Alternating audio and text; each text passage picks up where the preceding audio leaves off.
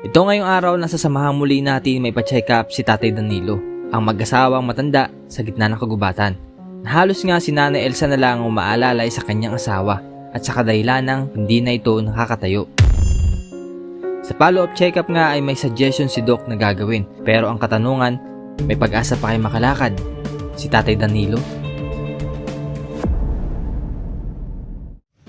So isa pagpapalang araw sa inyong lahat mga babayan. So welcome back sa aking channel na Ren Vlogs. At salamat din po sa inyong suporta dito sa aking page at YouTube channel. Maraming salamat po sa lahat ng aking ginagawang charity works. Ayun din po sa mga sponsors na patuloy na sumusuporta. Thank you very much din po. So ngayong araw nga dito tayo ngayon kina Tatay Danilo para pa-check up po. 3 months ago po ay pina-check up natin si Tatay Danilo at nabigyan po siya ng gamot for 3 months. At ngayong araw po ay sasamahan ulit natin sila nang sa ganun po ay mabigyan po ulit ng gamot, no? So puntahan natin sila kasi para masabihan din po, at kasi ang nangyayari po ay manghihiram lang po ng sasakyan. So salamat din po sa mga nakasama natin na nakaraan, kina Konsehal Joel at sa mga barangay tanod po na taga Barangay Kalingag.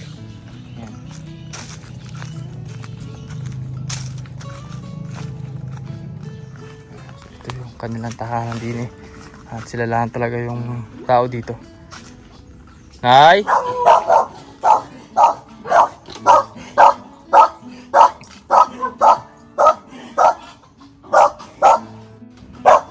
Opo, Nay. Nay? Ay, may asamahan ko kayo sa check up ni Tatay Danilo. Kailan? Ngayon. Mapupuntahan mo kayo. Ay, sinabi ko na yun eh. Nasabihan mo na rin sila?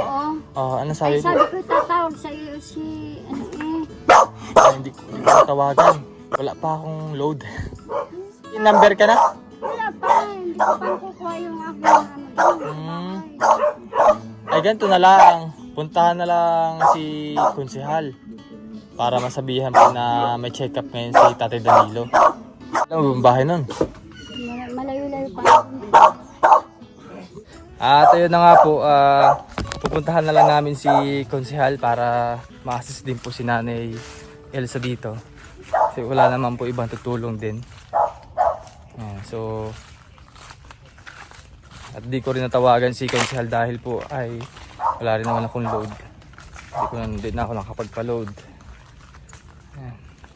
So, pupuntahan na lang namin Nanay Elsa para makausap din po at may masakyan sila papuntang bayan.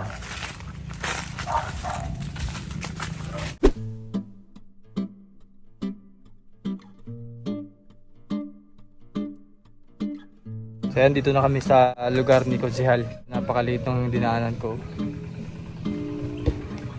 Konting pagkakamali, diretso kagad sa palayan. After naman nito mga babayan, after ko masabihan si Nanay Elsa, ay diretso naman ako sa kay Tatay Rodolfo.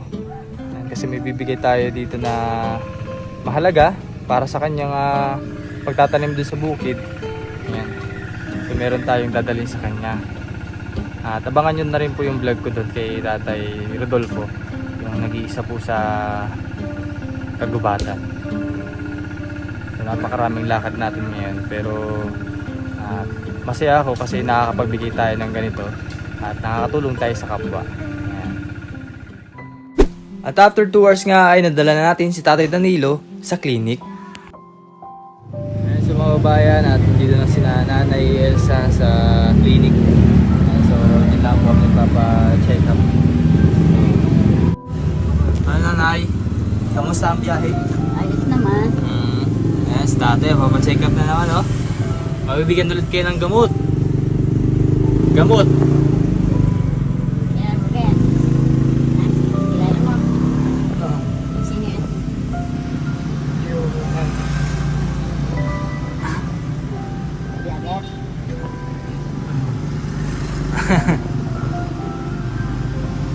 Bigyan ulit kayo ng gamot, Tay. Para may mainom. Ano? Para lumakas ang katawan. Malakas naman pandinig ng Tatay Danilo, no? Mainit nga lang po din at gawa ng ano, mahalang gasolina. ay, wala talagang aircon pala tong ano. Yes. Salamat din po sa ating sitog na konsehal. At siya po lagi yung ating tinatawagan kapag magpapacheck up si Tatay Danilo.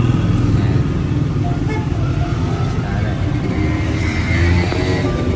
Nanay, kayo magpapacheck up na rin.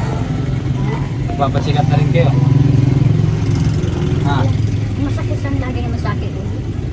Ulo? Bakit? Ay, Bakit kaya? Kasi nga, hindi makatulog na maayos. Dapat sinasabi mo kay doktor yan. Okay. Nasabi nyo kay Doc para mabigyan kayo ng vitamins. Sakit pa ka, hindi makaligaw. Oo. Nasakit po ang ano? Binti. Oo. Panikan. Matigas yun. Opo. Kaya nataas-taas si Tatay Danilo. Ay, yung kabila po hindi na po nagagalaw. Ay, hindi. Ibig sabihin lang po, ituwid lang talaga yan. Pag pag nabisan ko yun. Yun lang po talaga nakakagalaw pag Kailangan ka na. inataas nyo po. Pero si Tatay hindi na po maitaas ng kusa.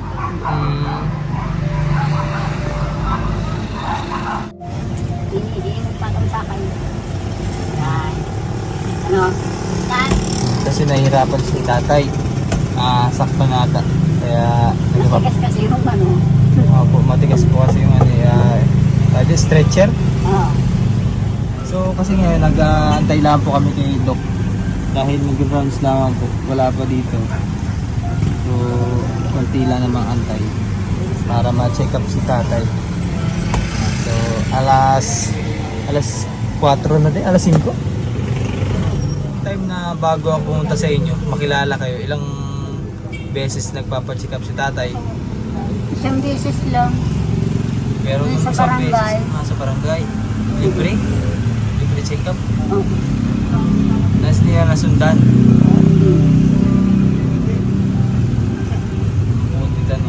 Mabuti nakilala ko rin kayo at kahit paano na bibigyan kayo ng suporta, ano? Kaya malaking pasalamat talaga dumating ka sa buhay namin.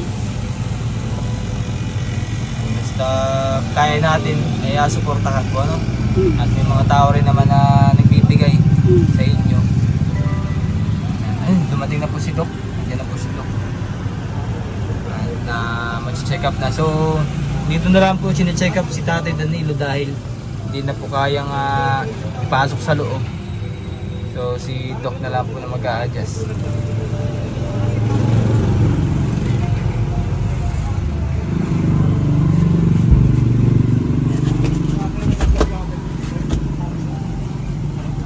Magandang hapon po. Bakit tayo hindi ka makalakad? Hindi na po. Ano mahina sa kanya, Nay? Ayun, paa niya. Yung kaliwa, no? Oo, kaliwa. Pati ngayon kapag niya, kuya, umalis tayo. Sa pagkakataon na ito ay na-check up na si Tatay Danilo at nasabi nga rin ni Doc na mayroon pa itong pag-asang makalakad. Ngunit kinakailangan lang talagang ipa-therapy once a week. At nabigyan na rin si Tatay Danilo ng gamot for 3 months. So mga babayan, tapos na pong i-check up si Tatay Danilo. So yun pa rin naman po yung suggestion ni Doc na ipa-therapy si Tatay Danilo. So nakabili na tayo ng mga gamot ni Tatay Danilo.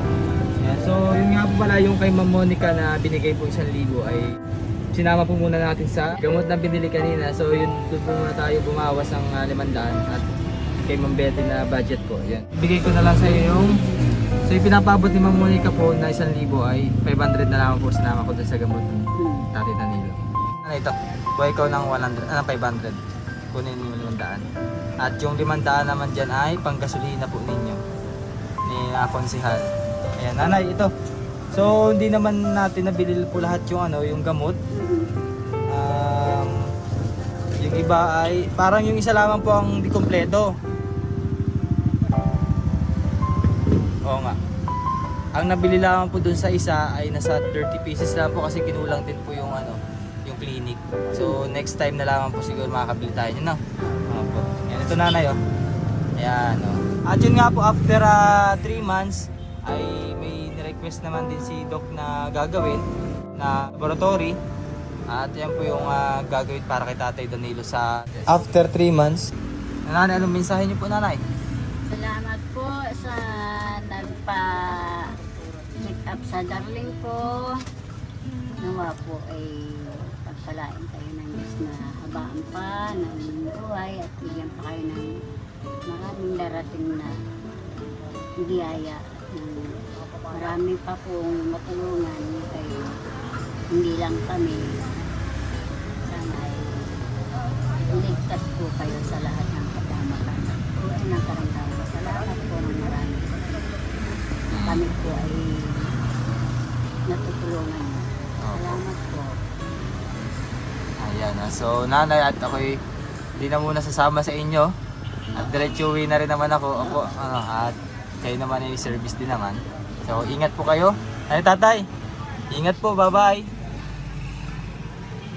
Uwi na rin ako. Uwi na rin. Opo, salamat. Ingat daw ako. Sige Nanay, at ako'y ano na. Sige, Para ingat makapagpahinga din. na rin si Tatay. Thank you. Opo, salamat po mga babayan. Maraming salamat po sa inyong suporta dito sa ginagawa kong charity works at patuloy na nag-share. Thank you very much po. At sa mga sponsors natin, thank you very much din po kay Ma'am Betty, kay Ma'am Monica at sa mga nagdaan pong sponsor ni na Tatay Danilo. Maraming salamat po.